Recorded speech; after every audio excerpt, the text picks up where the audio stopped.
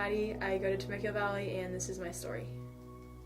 I really don't know where to start. I mean, I kind of grew up in a Christian home. I kind of always went to church.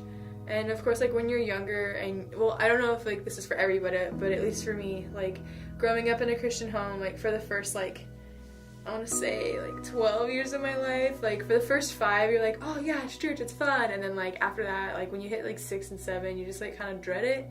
And you don't really want to go to church because you just sit there and you, like, listen to people talk, and then you get food sometimes if you're lucky. And even then, all I cared about was food.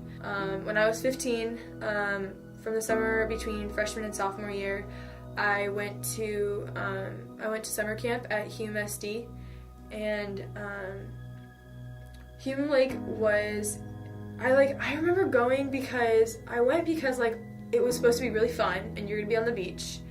And when you're 15, you kind of really start thinking about boys more often, especially when you're 15. I feel like you really start thinking about boys more often. So I went to go hang out with my friends, and I went to go meet boys. So that it really was not a good reason to go at all. I just didn't have a true understanding for, like, why I needed to be there. When I listened to the message, like, Brent Eldridge, I still remember the speaker. I'm friends with him on Facebook. Brent Eldridge, he's a really, really good speaker, and the worship that week was, like, really, really good. It was a lot of, like, Hillsong United songs and stuff, and I just listened a lot more that week, and when I worshiped, I didn't, like, just, like, go through the motions. Like, I kind of, like really started, like, listening to the songs and, like, trying to understand, like, what the lyrics were saying. And I think part of that was because I was with Hannah and Taylor, and they were kind of doing that, and I was just kind of, like, trying to do the same thing that they were doing. But, like, as I did that, I realized, like, that I actually liked it too. Like, I actually was, like, it was, like, really good. And then there was this one night, it was Thursday night. No, it was Wednesday night. I don't know. It was one of those nights. It was an important night, though. Brent started talking about he started talking about Jesus, and he started talking about the church and the, like, being, like, a believer and stuff. And I guess I always just thought of being a believer as, like, saying, like, oh, I'm a Christian and going to church, but it's so much more. It's so much more than that. And like, that night I really understood what that meant. And I remember at the end of it, he was like, he said something, I don't know what he said, but he kind of, like, turned us loose, and, like, it was like floodgates were open, and everybody was crying and hugging. And, like, at first I just kind of, like, looked around, and I was kind of, like, weirded out, because I was like, why is everybody crying? I don't get it. And then, like, I looked at everybody hugging and crying, and I pointed at, like, or my friend Summer, who I had met, who lived in Big Bear, she was hugging some girls, and later Summer then came over to me, and she was, like, crying, and she came over and hugged me, and I was like, do you know those girls? And she's like, no, I have no idea who they are. I felt like God was kind of just, like, putting us, like, bringing us together here. And, like, I just started crying really hard, because I looked around and I realized, like, a lot of these people are hugging each other, and they don't even know them. They're just kind of hugging them. And it's, like, it was just, like, idea of, like, unity that I'd never really experienced before. And it totally surprised me, and I lost it. I was crying, and I hadn't done, like, when I say bad stuff, it's not like I, like, threw my whole, like, morals away during freshman year, but, like, I messed in some relationships, like, obviously not like a relationship, but, like, with my friends. A lot of my friends, I had screwed up those relationships by just being not a good person, like, not a good friend. And I started, like, crying and thinking, like, how on earth can, like, God love me even though I did those terrible things, and I was so terrible to those people. And I walked out crying, and my friend Claire came out with me, and we sat on the benches and we talked for, like, an hour while everybody was still inside and, like, hugging and crying. And she was like, Maddie, like, it's like, God loves you no matter what, and He's not going to stop loving you. And I know you're going to hear that. I mean, you've probably heard it all growing up, and you're going to keep hearing it for the rest of your life, but it's the truth, and it's more than just words. It's, like, there's meaning behind it. And so, like, I started crying a lot more then. And then I hugged Claire, and I went off by myself for a little bit. I like prayed and I talked to God, and I felt something in me that I had never felt before. And when I walked away that night, I was smiling all night. Like, I was so happy. Like, I was just like, I was so happy that night. And it was like, there's that feeling of like happiness, like when you're eating like really good food and you're like, man, this is good food, and you're just like smiling and happy about it. But like, you know, like like that's not gonna last because it's just food. Like, you're gonna finish the plate and you're gonna be like, okay, that was good, now I'm done. But like, this is like, it was like, it was just like being happy and like never not being happy. Like, you were just like, I don't know, like it just didn't feel like it was like ending. I guess the best way to put it is joy, and I know that sounds cliche, but like it was like I was so joyful. Like, I was just really, really, really joyful. When I moved, a lot of things changed for me. Like, I felt like stuff at home started getting like harder, and making friends here was, I thought it was going to be pretty easy because I'd always been outgoing and I was like decently good at like making friends at my old school, but people here were just different. They just seemed different to me, and so I had a really hard time making friends at first. And then like finding a new youth group was like, oh, that was a whole nother animal. Like, I just didn't like any place that I was going. Like, I just walked in and I didn't have the right attitude, and I wasn't being open, and I was just kind of closed-minded. And I just felt like really, like I was praying still. I was praying a lot, and I was reading my Bible, and I was trying to do devotions and going to church, or bunch of different churches, because we're still trying out churches back then. But I just didn't feel like I was like connecting with God, and I was like, what's going on? Like, why is this so hard? Like, why am I not like connecting with you anymore? And like, it took a lot of time, and like sometimes people have these like snap transformations of like, you're one thing and then you are another thing. Like oh, I did drugs and now I'm clean. But like, it wasn't anything like that. It was kind of like just slow and like over time, and it took a lot of time to like soften up. And my heart was really hard, and it took a lot of time to soften and for God to like remold like my vision to see people here the way that He saw them. And it was just really difficult. And I mean, like, once I started trying to see them the way that He saw them, like everything changed. Then I was able to like talk to people, and I didn't feel uncomfortable, and I found Sunridge, and I have this awesome youth group here with really good leaders, and I don't know, it's better now. Like, it's just really great. So there's this one verse that I feel like really led me to want to go to Nepal and start like doing a lot more mission work, and it's Hebrews 11:8, and it's by faith Abraham followed, I don't remember the first part, but I just remember the last part. It was like, Abraham followed God, and he obeyed and followed even though he didn't know where he was going. And I feel like that'll be really important in my journey, because I just need to like listen to God and obey and follow what He wants me to do with my life. So. Hi, my name is Dane, and I go to TVHS, and this is my story. So, before I started going to church, I was an atheist. Didn't really have like an interest in God at all. Just, going through life, not really caring about like religion or anything. So that went on throughout middle school and freshman and sophomore year in high school. And then I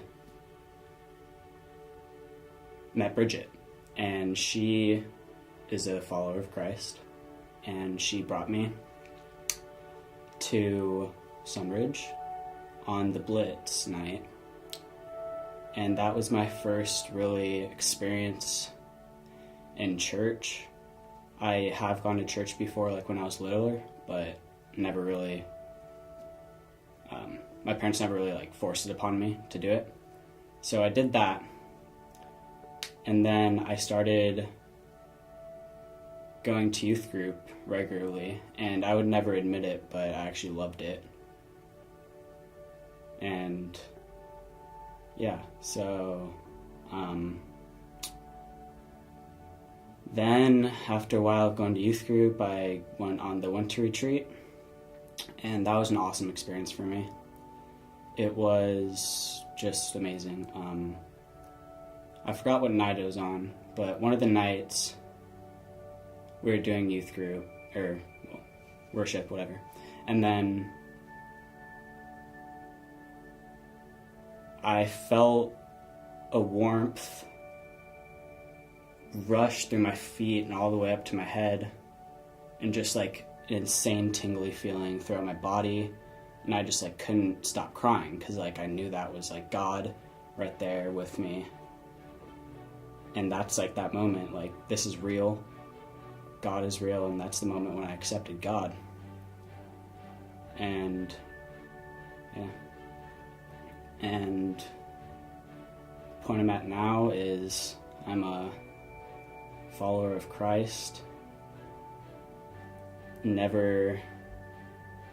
Once I accepted God, it just like never was a thought that he wasn't actually there anymore.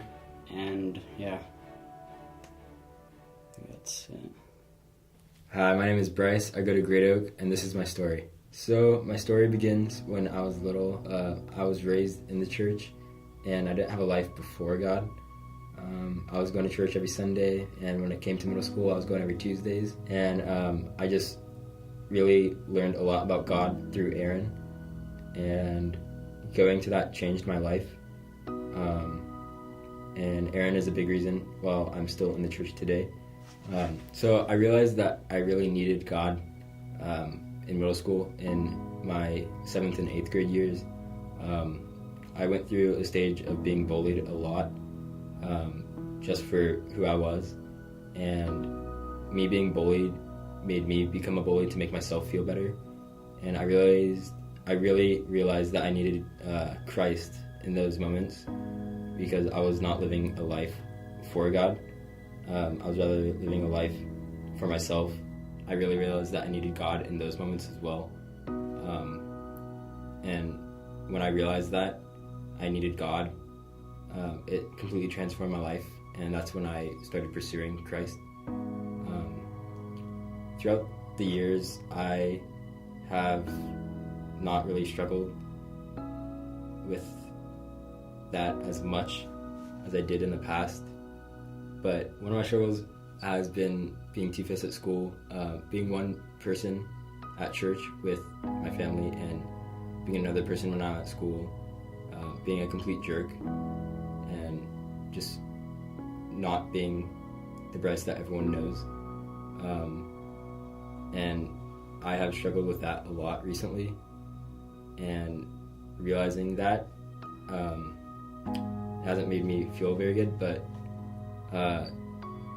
this past 2 months I've really been reading my Bible a lot more and just trying to learn more about God and actually wholeheartedly pursuing Him.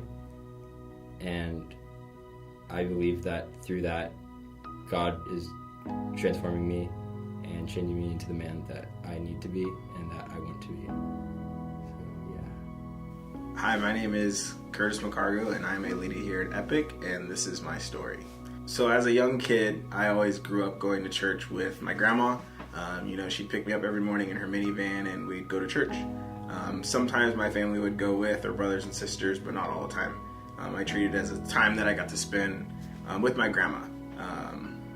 And at one point in time, I did go to like a weekend winter retreat kind of thing with the youth group. I wasn't very close with any of the students there, but my grandma encouraged me to go, so I went. And at the time, I still I understood, what the whole God concept was, and I still just never had a personal relationship with him, never took it to that next step.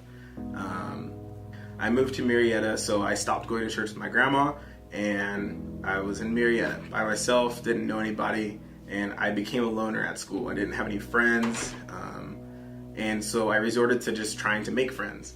I did that by making fun of people and just hanging out with random people that I saw at school.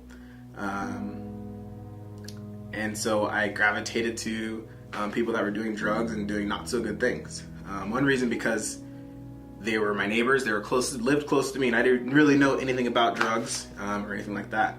And so I kind of went down that pathway, and it progressively got worse, and I pushed those friends away and gravitated towards another group of friends that I had met through basketball and stuff like that, and started hanging out with them. And then I went into high school. In high school, I kind of rekindled my relationship with the friends that were a bad influence on my life. So, they were doing drugs and drinking and stuff like that freshman year of high school. And I got caught up in that. But then again, I had sports, and my parents started to figure out that something wasn't right with me in school and all that kind of stuff. So I went through sports and played football. I pushed myself away again from all those kids that were a bad influence on my life. And I went through high school, going in and out of, doing drugs and smoking weed and just you name it, all throughout in and out of high school. My senior year, so December 1st of 2006, I had received a call after football practice that my dad was in a horrible motorcycle accident. And I had no idea who to expect, because it was my dad's phone number that I got a call from. Didn't recognize who the person was. And so I tried to call the number back. Nobody answered. So I was like, well, this must be a lie. So I tried to call my dad's work, and they were like, we have no idea. He went out to go make a delivery. His friend went to go find him and couldn't find him. And then shortly after, his friend did find where there was a motorcycle accident. And he was told that my dad was life flighted to a San Diego hospital. And that's where I had to round up my family and be the strong one for my entire family while I went down to the hospital to go get my dad. And at this time, nobody knew anything about, what happened, what his state or condition was. We were just told that it was not very good, and he was life flighted to the hospital. Later that night, at the hospital, both myself and my parents, or my mom and brothers and sisters, we all got to see my dad before he went into surgery. And I'll never forget that day of looking at my father, and they had told us that he had about less than a 5% chance of survival at the scene of the accident. And I'll never forget looking at him on that in that hospital bed, and I just started crying. I didn't say anything to him. I just started crying. Told him I loved him and walked out, because I told myself, if my dad's going to go out, this is not the way that I want to see him go out. And at that moment, it hit me that I needed God. I started praying. I went out, walked around, cried throughout the entire hospital, outside. When I came back inside, there's a big group of people circled up in the lobby, all praying for my dad. And at this time, my dad was in surgery, and one of the doctors came out, and he was telling us about all the different stuff that they did, and one more centimeter or less than a centimeter cut in one place, he would have bled out and could have been dead, and all kinds of this crazy stuff that he's telling us that they had to go in and they sewed him up, and that he is going to be in the hospital for 6 to 8 months. And so throughout this time, I kind of teetered on and off with who God was and what that looked like to me. And my dad essentially beat all the odds and all the boundaries when he was in the hospital. So, by God's grace, today we can say that he is here with us, and he has a paralyzed arm, and that's about it. Obviously, he has, some brain effects and stuff like that happened all throughout that accident. But I think the real part of my story is after that accident. After my father came home, my dad being, I was the closest kid to my dad, and he was my best friend. But coming home and having him be a completely different person, obviously he's retired now, so he became fully involved in church, and he wasn't beforehand. So for him, it was like he was getting a second chance at life. And he saw that picture, and he knew what that was about, and so he started going to church full-heartedly. And he was encouraged by his mother to go to church. And so from that, he actually encouraged all of us kids to go to church. But it was brought up in a way that really actually pushed us away from church, because we were being forced to essentially go to church on Sunday mornings. And he was forcing us to go to the youth group and things like that at the church in Temecula. So me and my brother would begin to rebel. We would go out on Saturday nights and Friday nights, even though our dad didn't want us to, and just fall deeper and deeper into sin. And so that continued happening, and then throughout the course of, I don't even know how long that was that happened, I found Sydney, and it happened to be at a party, and and our relationship grew, and then she again, she broke up with me because she told me I can't marry a guy that wouldn't be able to stand in church next to me and worship God. And I was like, okay, well, I guess this is a sign. Like, there's this girl that is, to me, is absolutely perfect and beautiful, and I need to change my lifestyle if this is where I want to be. And so that's what I did. At that moment, I told her, okay, we're done, let's break up. And I went and seeked out God even further. And through that time, leading up in our relationship as it was developing, I was going to church with her and her family and all that stuff. And then we ended up getting back together a few weeks later after, really some soul searching for myself and talking to other people. Sydney had encouraged me to apply to go work at Hume Lake, as well as a couple other people here from Sunridge. And I did that, and I was like, well, I don't think I'm good enough to go to Sunridge. And so I started praying about it, and I talked to a few mentors while I was at Sunridge, and they had told me, meditate on the book of Proverbs and gain some wisdom and insight to whether that's something that God should be directing you towards. And so as I was reading through the book of Proverbs, the one verse that stuck out to me that kind of really transformed my thought process and train of thought before going to Hume was Proverbs 3:5-6, which is trust in the Lord with all your heart and lean on him for understanding. But really that was like, I distinctively remember the moment when, I had that stuck out to me, and I was walking past the library from a class, and it just hit me. I was like, I just need to give it all to God. Like, there's nothing that I can control to shape my future or define where I want to go or what I want to do. Like, I strictly, like, this opportunity of going to work at Hume Lake at this summer camp that sounds like purely amazingness, and the pictures look beautiful. If God truly wants me there and he wants me, to pour into different kids, even though I felt like I was inadequate and wasn't ready, it was something that it was on his plan. And so through that, it just really clicked. My dad being here, that was all on God's plan. And that accident happening, and just there's just so many different aspects that come into relation with my dad's accident, and just really trusting in God and what he has to do for us. So yeah, that's my story.